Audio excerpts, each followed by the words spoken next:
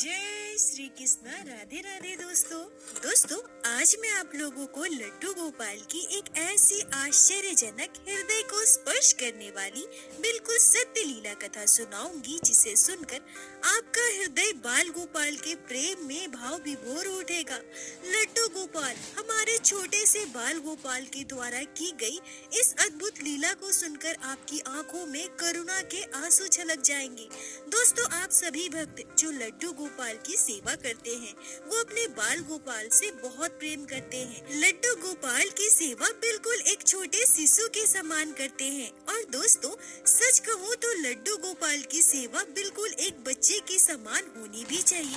भक्त के मन में कभी भी यह भाव आने ही नहीं चाहिए कि ये भगवान है। हमेशा यही सोचकर लड्डू गोपाल की सेवा करनी चाहिए कि ये हमारे घर के बच्चे हैं। जैसे अपने बच्चों का ध्यान रखते हैं अपने लड्डू गोपाल का भी बिल्कुल उसी तरह से ध्यान रखना चाहिए, तभी आपकी भक्ति पूर्ण समर्पण के साथ हो पाएगी। पर दोस्तों कई ऐसे भक्त होते हैं जो लड्डू गोपाल की सेवा तो करते हैं पर उनके लिए बाल गोपाल भगवान है और जहाँ लड्डू गोपाल के लिए भगवान का भाव आ जाए वहाँ आपकी भक्ति में वो श्रद्धा नहीं आ पाएगी, क्योंकि भगवान की मूर्तियाँ होती है पर हमारे बच्चों की मूर्तियाँ नहीं होती। हमारे बच्चों में तो प्राण होते हैं। ऐसे भक्त सोचते हैं कि ये भगवान की मूर्तियाँ है, इन्हें धूप बाती दिखाएं, भोग लगाए। पर जब एक भक्त भगवान की मूर्ति को बच्चा मान ले, उनमें प्राण मान ले, तो वो अपना सर्वस्व अपने बच्चे के लिए निछावर कर सकता है, अपने बच्चों का ध्यान खुद से भी ज्यादा रखता है। दोस्तों आज की यह लीला कथा सुनकर आपका हृदय बाल गोपाल के प्रेम में भावुक हो उठेगा। आप यह समझ पाओगे कि आपके घर विराजित छोटे से लड्डू गोपाल अपने भक्तों के साथ इस कलयुग में भी निरंतर लीलाएं कर रहे हैं। बाल गोपाल की इस अद्भुत प्यारी सी लीला कथा को सुनकर आपका मन भाव विभोर उठेगा। दोस्तों आप सभी से नम्र निवेदन है, कृपया वीडियो को पूरा अवश्य देखिएगा। आशा करती हूँ आज की यह लीला कथा आपके हृदय को स्पर्श करेगी। दोस्तों आज की यह लीला कथा हमारे साथ शेयर की है पश्चिम बंगाल के एक छोटे से गाँव में रहने वाली नैना सेन जी ने। नैना जी हमसे कहती हैं कि मेरी शादी को 4 साल हुए हैं। मैं बचपन से ही लड्डू गोपाल की सेवा करती थी। मैं जब 12 साल की थी तब अपनी मम्मी के साथ जन्माष्टमी के दिन बाजार गई थी और उस दिन मैं बाजार से लड्डू गोपाल को घर लाने की जिद करने लगी। मेरे जिद करने पर मेरी मम्मी बाल गोपाल को हमारे घर लेकर आई थी और उसी दिन से मैं लड्डू गोपाल की सेवा बड़े ही श्रद्धा भाव से करने लगी। मेरी मम्मी लड्डू गोपाल की सेवा बिल्कुल भी नहीं कर पाती थी, क्योंकि एक भैया तो मुझसे बड़े थे पर मेरे 2 और छोटे छोटे भाई बहन थे। मम्मी को घर पर बहुत सारा काम होता था। हम गांव में रहते हैं इसलिए मेरी मम्मी को घर पर खेती बाड़ी का काम भी देखना पड़ता था। उस समय मैं बहुत छोटी थी, मात्र 12 साल की, पर मुझसे जैसे हो पाता था मैं लड्डू गोपाल की सेवा वैसे ही करती थी। हमारे गांव में एक राधा कृष्ण का मंदिर था, वहाँ मैं पहली बार लड्डू गोपाल को देखी थी। अब जब मैं लड्डू गोपाल को हमारे घर लेकर आई तो मैं उस मंदिर के पंडित जी से जाकर लड्डू गोपाल की सेवा विधि पूछ कर आई और उसी तरह से बाल गोपाल की सेवा करने की कोशिश किया करती थी। छोटी सी उम्र में लड्डू गोपाल की मुझ पर इतनी कृपा हुई कि मैं पूरी तरह से उनकी भक्ति में रम चुकी थी। जहाँ बच्चे देर तक सोए रहते हैं वही मैं सुबह सुबह जल्दी उठ जाया करती थी। स्कूल जाने से पहले मैं लड्डू गोपाल का स्नान श्रृंगार करती थी, उन्हें भोग लगाती थी। मेरे मन में बाल गोपाल के लिए इतनी भक्ति, इतनी श्रद्धा देखकर हमारे परिवार में सभी आश्चर्य थे। मेरे मम्मी पापा मेरे भक्ति को देखकर बहुत खुश थे। मेरे मम्मी पापा ने कभी भी मुझे लड्डू गोपाल की सेवा से नहीं रोका। वो हमेशा मुझे भक्ति के मार्ग पर आगे बढ़ने में साथ देते थे। मुझे मेरे लड्डू गोपाल के लिए जब जिस चीज की जरूरत होती थी मेरे पापा मुझे लाकर देते थे। मैं छोटी थी, ठीक से सेवा नहीं कर पाती थी, पर जैसे जैसे मैं बड़ी होने लगी लड्डू गोपाल की सेवा मैं और अच्छे से करने लगी। अब तो ऐसा हो गया कि लड्डू गोपाल में मेरे प्राण बसते हैं। बाल गोपाल से एक पल की भी दूरी मैं नहीं सह सकती। मेरा मायका और ससुराल दोनों पश्चिम बंगाल में ही है। मेरे ससुराल से मायके की दूरी मात्र 23 किलोमीटर है। मेरी शादी 2019 दिसंबर में हुई थी। यह मैंने बचपन से ही निश्चय कर लिया था कि शादी के बाद मैं अपने लड्डू गोपाल को अपने साथ ससुराल लेकर जाऊंगी और मेरे मायके वालों ने मेरे ससुराल वालों से इस बारे में बात पहले से ही कर ली थी। मेरे ससुराल वाले भी बहुत अच्छे हैं, किसी को भी मेरे लड्डू गोपाल से कोई दिक्कत नहीं है। खुशी खुशी सबने मेरे बाल गोपाल को अपना लिया था। मेरे ससुराल में मेरी सासू माँ, मेरे ससुर जी, मेरे हस्बैंड और मेरे एक देवर है। मैं मध्यवर्गीय परिवार की लड़की हूँ। मेरे पापा बहुत ज्यादा अमीर नहीं है, इसीलिए मेरे पापा ने भी मेरी शादी मध्यवर्गीय परिवार में ही की। मेरे ससुराल में घर पर ही एक छोटा सा दुकान है जिस पर बच्चों की खाने पीने की चीज मेरे ससुर जी बेचा करते हैं। मेरे देवर जी अभी पढ़ाई करते हैं और मेरे हस्बैंड एक फैक्ट्री में काम करते हैं। मेरे ससुराल वाले बहुत ज्यादा अमीर तो नहीं थे, पर लड्डू गोपाल की कृपा से हमारा पूरा परिवार बहुत खुशहाल था। दोस्तों, नैना जी कहती हैं कि मैं अपने आप को परम सौभाग्यशाली समझती हूँ कि लड्डू गोपाल ने मुझ पर इतनी कृपा की और मुझे इतना प्यारा परिवार दिया।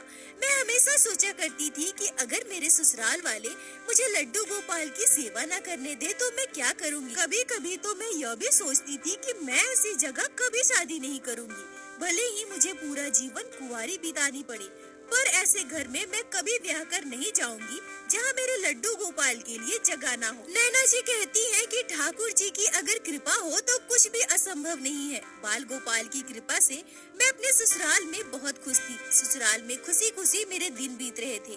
नैना जी कहती हैं कि जब मेरी शादी हुई थी तब मेरी भाभी गर्भवती थी और मेरी शादी के लगभग 2.5 महीने के बाद उन्होंने एक प्यारे से पुत्र संतान को जन्म दिया। मेरे मायके से कॉल आया, अब मुझे मेरे मायके जाना था। अब मैं सोचने लगी कि मैं ऐसी अवस्था में अपने लड्डू गोपाल को लेकर अपने मायके कैसे जाऊंगी। अभी मेरे मायके में सूतक चल रहा है। मैं बाल गोपाल की सेवा सूतक काल में अपने मायके में नहीं कर सकती, पर मुझे तो अपने मायके भी जाना था। अब मैं बहुत परेशान हो गई।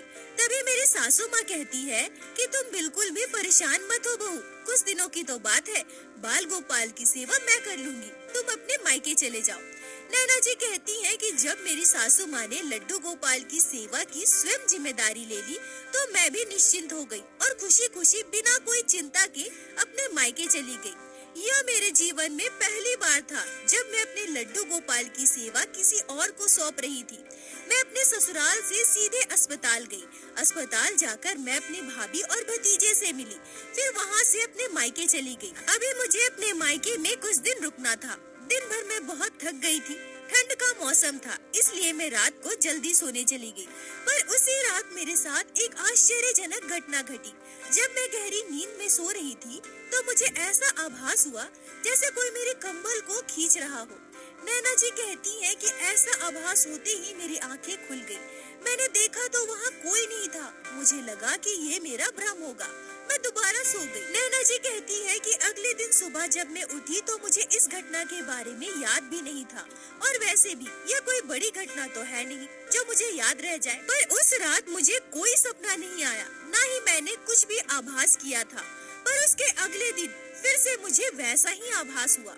रात को जब मैं सो रही थी तो मुझे फिर से महसूस हुआ कि कोई मेरे कंबल को खींच रहा है। उस दिन मैं बिल्कुल डर गई और उठकर बैठ गई। मुझे अचानक याद आया कि ऐसे ही मैंने पिछले एक दिन पहले रात को भी महसूस किया था। मैं नींद से उठकर दौड़कर अपने कमरे का लाइट ऑन करती हूँ, इधर उधर चारों ओर देखने लगती हूँ, पर वहाँ कोई भी नहीं था। मुझे बहुत डर लगने लगा था, इसलिए मैं जाकर अपने मम्मी के पास सो गई। मेरी मम्मी ने सुबह मुझसे पूछा भी कि रात को मैं उनके पास सोने क्यों गई थी, पर मैंने अपनी मम्मी को कुछ भी नहीं बताया। मुझे लगा पता नहीं ये मेरा वहम होगा। मैं बेवजह ये सब बात करके सबको परेशान करना नहीं चाहती थी, पर सबसे आश्चर्य करने वाली बात तो यह थी कि अगले 2 दिन मुझे कुछ भी महसूस नहीं हुआ था, ना ही मैंने कोई भी ऐसा सपना देखा था। पर उसके 2 दिनों के बाद मेरे साथ एक आश्चर्यजनक घटना घटी, एक ऐसी घटना जिसे सोचकर आज भी मेरा शरीर सिहर उठता है।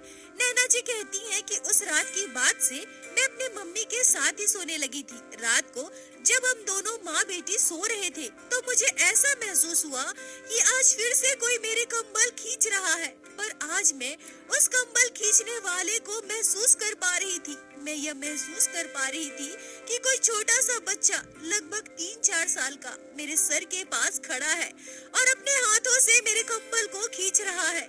मैं स्पष्ट महसूस कर पा रही थी कि कोई छोटा सा बच्चा ही है, पर मैं ना उसे देख पा रही थी, ना ही मैं अपने शरीर को हिला पा रही थी। अब मेरा नींद खुल चुका था, पर मैं उस अवस्था में जा चुकी थी जहां मैं सब कुछ महसूस कर पा रही थी और अगर कोई कुछ बोलता तो मैं सुन भी पाती, पर मैं अपने शरीर को ना ही हिला पा रही थी, ना ही कुछ बोल पा रही थी। मैं बहुत ज्यादा डर गई थी। मैं इतना डर गई थी कि मैं अपनी आंखें भी नहीं खोल पा रही थी। तभी मैंने बहुत हिम्मत की और अचानक से अपना कंबल सर से हटा दिया। मेरी आंखों से आंसू बहने लगे। मैं पूरी तरह से डर चुकी थी। मैंने अपने मम्मी को तुरंत जगाया और उन्हें पूरी बात बताई। मेरी मम्मी मुझसे कहती है कि बेटा ऐसा कैसे हो सकता है, हमारे घर पर कहाँ कोई छोटा सा बच्चा है जो तुम्हारा कंबल खींचेगा। नैना जी कहती है कि फिर मैंने अपनी मम्मी से यह भी कहा कि इससे पहले भी 2 रात मैं बिल्कुल ऐसा ही महसूस कर चुकी हूँ, पर मेरी मम्मी को मेरी बातों पर बिल्कुल भी यकीन नहीं हुआ। मेरी मम्मी मुझे ही समझाने लगी। वो मुझसे कहने लगी कि तुम दिन भर मोबाइल चलाती हो, कुछ भी देखती रहती हो, ये सब उसी का असर है। थोड़ा मोबाइल कम चलाया करो और देखो यहाँ है भी कौन जो तुम्हारी कंबल खींचेगा। परेशान मत हो, चुपचाप सो जाओ, सब ठीक है। नैना जी कहती है कि मेरी मम्मी तो मुझसे कह रही थी कि ऐसा कुछ नहीं है, सब मेरे मन का वहम है, पर मुझे पता था कि कुछ तो था, कोई तो मेरे कंबल को खींच रहा था। इतना सब होने के बाद भी मैंने दोबारा से हिम्मत जुटाई। मैंने ये सोचा कि ये मेरा सपना होगा, शायद मेरा वहम ही होगा। अगले दिन मेरी भाभी मेरे भतीजे के साथ अस्पताल से घर आ गई। परिवार में सभी बहुत खुश थे। दिन भर की थकान की वजह से सभी जल्दी ही अपने अपने कमरे में सोने चले गए। मैं भी अपने मम्मी के साथ सोने गई, पर आज मुझे अंदर से बहुत डर लग रहा था। मैं सोच रही थी कि क्या आज भी मैं वैसा ही सपना देखूंगी, क्या आज भी मुझे वैसा ही आभास होगा। पर आश्चर्य की बात तो यह थी कि उस दिन मुझे कुछ भी महसूस नहीं हुआ, ना ही मैंने कोई भी सपना देखा था। जब उस रात मुझे कोई सपना नहीं आया, मैंने कुछ भी महसूस नहीं किया, तो अगले दिन मैं यह मान चुकी थी कि पिछले 3 रातों से मेरे साथ जो घटनाएं घट रही थी, मुझे जो महसूस हो रहा था वो मेरा वहम ही था। मम्मी ठीक ही कह रही थी। दिन रात मैं मोबाइल चलाती हूँ, इसलिए वही सब मेरे दिमाग में चलता रहता है। नैना जी कहती है कि अब मेरे जीवन में लड्डू गोपाल के द्वारा एक ऐसी घटना घटेगी, बाल गोपाल मेरे साथ इतनी बड़ी लीला करेंगे, यह मैंने अपने जीवन में कभी नहीं सोचा था। मैं और मेरी मम्मी दोनों गहरी नींद में सो रहे थे, पर मेरे साथ एक आश्चर्यजनक घटना घटी। आज मैंने एक ऐसा सपना देखा जिसे सुनकर आप सभी के रोंगटे खड़े हो जाएंगे। नैना जी कहती है कि रात के लगभग 1:30-2 बजे मुझे फिर से महसूस हुआ कि कोई मेरी कंबल को खींच रहा है। आज मैं गहरी नींद में थी। मैं समझ नहीं पा रही थी कि मेरे साथ ये सब क्या हो रहा है। तभी मैं सपने में यह महसूस करती हूँ, मैं स्पष्ट रूप से यह देख पाती हूँ कि एक छोटा सा बच्चा मेरे सर के पास खड़ा है, पर वो बच्चा कोई और नहीं, भगवान श्री कृष्ण के बाल स्वरूप है। बच्चे के घुंघरेले केश है, माथे पर मोर पंख है, हाथ में बांसुरी। बिल्कुल भगवान श्री कृष्ण के बाल स्वरूप का वो बच्चा मेरे सर के पास आकर खड़ा था। वो बच्चा मेरे कंबल को लगातार खींचे जा रहा था। तभी अचानक से वो बच्चा मेरा हाथ पकड़ लेता है और मुझसे कहता है, मैया, ओ मैया, उठना मैया, मुझे बहुत ठंड लग रही है, मुझे कंबल तो ओढ़ा। नैना जी कहती है कि भगवान श्री कृष्ण के बाल स्वरूप को सपने में देखकर मैं बिल्कुल स्थिर हो गई थी। मेरे मुख से शब्द नहीं निकल रहे थे। तभी कन्हैया मुझसे फिर से कहते हैं, मैया, ओ मैया, उठना मैया, मुझे कंबल उड़ा मैया, तू यहाँ कंबल ओढ़कर सो रही है, मुझे तो बहुत ठंड लग रही है, उठना मैया, उठना, देखना मैया, देख तेरा लाला ठंड से ठिठुर रहा है। नैना जी कहती है कि मैं अपने छोटे से कन्हैया, अपने लड्डू गोपाल से बात करना चाहती थी। मैं उनसे बहुत कुछ कहना चाहती थी, पर मेरे मुख से कोई शब्द ही नहीं निकल रहे थे। तभी एकाएक मेरे मुंह से आवाज निकलती है, मैं बोल पड़ती हूँ। मैं अपने कन्हैया से कहती हूँ, कान्हा, मैं तो तुम्हें प्रत्येक दिन कंबल उड़ाती हूँ ना, फिर तुम्हें ठंड कैसे लग रही है। नैना जी कहती है कि तभी मैं अपने बाल कृष्ण, अपने लड्डू गोपाल को थोड़ा डांटने के स्वर में कहती हूँ, कान्हा, ये तेरी कैसी शैतानी है रे, तू कई दिनों से मेरे कंबल खींच रहा था, मुझे डरा रहा था कान्हा। तभी मेरे छोटे से लड्डू गोपाल रोनी सी सूरत बनाकर मुझसे कहते हैं, मैया ओ मैया, मुझे ठंड लगती है, मुझे कंबल नहीं उड़ाया जाता, तभी तो मैं तुम्हारे पास आता हूँ मैया, मुझे तो कंबल उड़ा दे, मुझे सुला दे मैया। नैना जी कहती है कि छोटे से बालक मेरे छोटे से लड्डू गोपाल के मुख से ऐसा सुनते ही मैं भावुक हो जाती हूँ। सपने में ही मुझे यह आभास होता है कि मेरे कन्हैया ठंड से ठिठुर रहे हैं, मेरे बाल गोपाल को ठंड लग रही है, और यह महसूस करते ही मेरी आंखों से अपने आप आंसू आ जाते हैं और तभी अचानक मेरा सपना टूट जाता है। नैना जी कहती है कि सपना टूटते ही मैं उठकर बैठ जाती हूँ। मेरी आंखों से आंसू बह रहे थे, मैं चाहकर भी अपने आंसू नहीं रोक पा रही थी। मैं सोच रही थी कि ये सब अपनी मम्मी को बताऊं या ना, पर मैं खुद को रोक नहीं पाई। मैंने तुरंत अपनी मम्मी को जगा दिया और बताई। अब मेरी मम्मी मेरे सपने की बात जानकर आश्चर्य थी। उन्हें भी समझ नहीं आ रहा था कि मैंने ऐसा सपना क्यों देखा। क्या सच में मेरे बाल गोपाल ठंड से ठिठुर रहे हैं? तभी मैं सोचती हूँ कि नहीं, ऐसा कैसे हो सकता है। मेरी सासू माँ तो बाल गोपाल से कितना प्रेम करती है, उन्होंने स्वयं खुशी खुशी लड्डू गोपाल की सेवा ली है, फिर मेरे बाल गोपाल ठंड में कैसे ठिठुर सकते हैं। नैना जी कहती है कि लड्डू गोपाल के जिस स्वरूप को मैंने अपनी आंखों से देखा था, बाल गोपाल ने मुझसे जो कहा था वो मैं भूल नहीं पा रही थी, मैं खुद को रोक नहीं पा रही थी। मैंने अपनी मम्मी से कहा कि मम्मी, मुझे अभी मेरे ससुराल में कॉल करना है, अपने सासू माँ से बात करनी है और एक बार वीडियो कॉल करके मुझे मेरे लड्डू गोपाल को देखना है। मेरी मम्मी मुझे मना करने लगी, मुझे कहने लगी कि अभी रात के 2 बज रहे हैं, अभी कॉल करना ठीक नहीं है, तुम सुबह कॉल कर लेना। नैना जी रोते हुए कहती है कि मैं खुद को कैसे रोकूं, मेरे बाल गोपाल ठंड से ठिठुर रहे हैं, उन्होंने स्वयं आकर मुझसे यह बात कही है। मैंने तुरंत अपने हस्बैंड को कॉल किया और उन्हें पूरी बात बताई। मैंने उनसे यह भी कहा कि आप एक बार जाकर मंदिर में देखो ना, मेरे बाल गोपाल आराम से सो तो रहे हैं ना, मेरे लड्डू गोपाल को कोई तकलीफ तो नहीं है। फिर मेरे हस्बैंड हमारे घर के मंदिर में गए और उस समय मैं वीडियो कॉल पर थी, और जैसे ही मेरे हस्बैंड मंदिर के अंदर गए, मैंने वीडियो कॉल पर देखा कि मेरे लड्डू गोपाल को सुलाया ही नहीं गया है। मेरे बाल गोपाल ठंड में ठिठुरते हुए अभी भी बैठे हुए हैं, बाल गोपाल को कंबल भी उड़ाया नहीं गया है। बाल गोपाल को इस अवस्था में देखकर मेरी आंखों से आंसू छलक गए, मैं आंसू को रोक नहीं पा रही थी। मैंने अपने हस्बैंड से कहा कि ये क्या, लड्डू गोपाल को मम्मी जी ने सुलाया भी नहीं है, ठंड का मौसम है, लड्डू गोपाल को कंबल तक नहीं उड़ाया। मेरे हस्बैंड उसी समय तुरंत मेरे सासू माँ के पास जाते हैं और उन्हें जगाते हैं। मेरी सासू माँ भी तुरंत जाग जाती है और फिर मेरी सासू माँ को मेरे हस्बैंड पूरी घटना बताते हैं। उस समय मैं वीडियो कॉल पर ही थी। मेरी सासू माँ पूरी घटना को जानकर बिल्कुल आश्चर्य थी, उन्हें विश्वास ही नहीं हो रहा था कि मेरे साथ ऐसी घटना घटी है। लड्डू गोपाल भगवान श्री कृष्ण के बाल स्वरूप स्वयं मेरे सपने में आए और उन्होंने मुझे पूरी बात बताई। मेरी सासू माँ दौड़कर हमारे घर के मंदिर में जाती है और लड्डू गोपाल को गोद में उठा लेती है। उधर मेरी सासू माँ रोई जा रही थी और इधर मैं रो रही थी। मैं वीडियो कॉल पर थी, सब कुछ देख रही थी। मेरे सासू माँ बड़े ही प्यार से लड्डू गोपाल के पैर दबाते हुए उन्हें सुलाती है, उन्हें कंबल उड़ाती है। फिर मेरे सासू माँ फोन लेती है और मुझसे वीडियो कॉल पर बात करती है। मैं लगातार रो रही थी। मैं अपने सासू माँ से कह रही थी, मम्मी जी आपने क्यों ऐसा किया, मेरे लड्डू गोपाल को आपने सुलाया नहीं, आपने कंबल नहीं उड़ाया। आपको पता है मेरे लड्डू गोपाल ठंड से ठिठुर रहे थे। मेरे सासू माँ रोते हुए मुझसे कहती है, मुझे माफ कर दो बहू, मुझसे गलती हो गई। तुम्हें पता है ना, मैं शाम को जल्दी सो जाती हूँ। तुम्हारे ससुर जी दुकान देर से बंद करते हैं और विपिन भी रात को देर से घर आता है।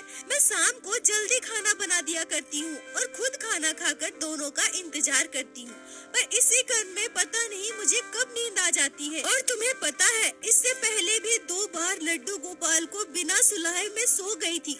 मैं जब सुबह उठी तो मुझे बहुत अफसोस हो रहा था और आज यह तीसरा दिन है जब मैं लड्डू गोपाल को सुलाना भूल गई, उन्हें गर्म कंबल उड़ाना भूल गई। मुझे माफ कर दो बहू, मुझे माफ कर दो। ठंड का मौसम है और मैं बाल गोपाल को कंबल भी नहीं उड़ाई थी। बहू मुझे माफ कर दो, मुझसे बहुत बड़ी भूल हो गई। नैना सासू माँ की बात सुनकर मैं समझ गई कि लड्डू गोपाल प्रत्येक दिन मेरा कंबल क्यों नहीं खींचते थे। मेरे सासू माँ जिस दिन मेरे बाल गोपाल को सुलाना भूल जाती थी, मेरे बाल गोपाल को कंबल उड़ाना भूल जाती थी, उसी दिन मेरे लड्डू गोपाल ठंड से ठिठुरते हुए मेरे पास आते थे। नैना जी कहती हैं कि अगले ही दिन मैं अपने मायके से घर वापस आ गई। मैंने अपने लड्डू गोपाल को गोद में उठाया, उन्हें सीने से लगाया, अपने कान्हा से लाड लड़ाने लगी। मैंने अपने लल्ला से कहा, कान्हा मुझे माफ कर दे, मुझे माफ कर दे कन्हैया, तेरे मैया से बहुत बड़ी भूल हो गई है। अब तेरी मैया तुझे छोड़कर कभी भी नहीं जाएगी।